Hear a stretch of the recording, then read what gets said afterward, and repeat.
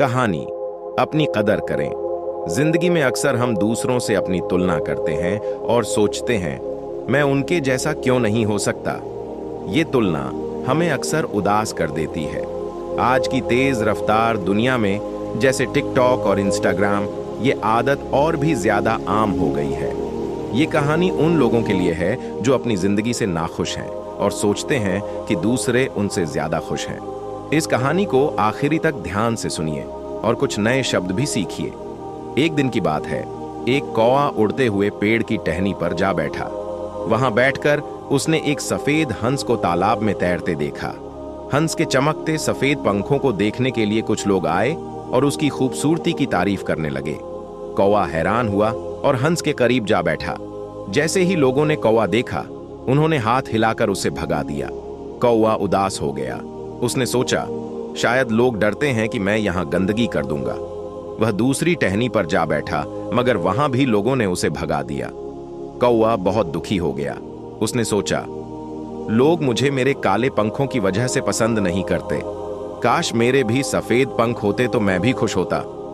बूढ़ा कौवा, इतने में एक बूढ़ा कौवा वहां से गुजरा। उसने पूछा, बेटा तुम इतने उदास क्यों हो? कौवा बोला, मेरे काले पंख बहुत बदसूरत हैं, कोई मुझे पसंद नहीं करता। काश मैं हंस की तरह होता। बूढ़े कौवे ने मुस्कुराकर कहा, अगर तुम किसी भी पक्षी की तरह बन सकते तो कौन सा पक्षी बनना चाहोगे? कौवा तुरंत बोला, मैं हंस बनना चाहता हूं। सच्चाई का पता चलता है, बूढ़े कौवे ने कहा।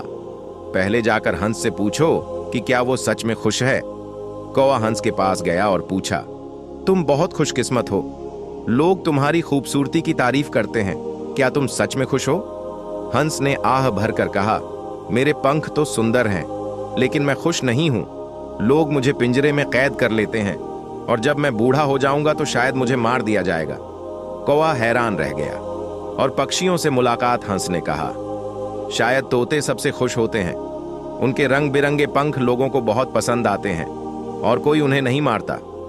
कौवा तोते के पास गया और पूछा, तुम तो सबसे ज्यादा खुशकिस्मत पक्षी हो। तोते ने उदास होकर कहा, मेरे खूबसूरत पंखों की वजह से लोग मुझे पिंजरे में बंद कर लेते हैं, मैं कभी आजाद नहीं रह सकता। नया सबक। आखिर में कौवा चिड़ियाघर गया और मोर से मिला। उसने कहा, तुम दुनिया के सबसे सुंदर पक्षी हो, तुम तो सबसे ज्यादा खुश होगे। मोर ने दुखी होकर कहा, लोग मेरे पंख तोड़कर बेच देते हैं, ये बहुत तकलीफ देता है। काश मैं तुम्हारी तरह आजाद होता। शुक्रगुजार बने। ये सुनकर कौवा हैरान रह गया।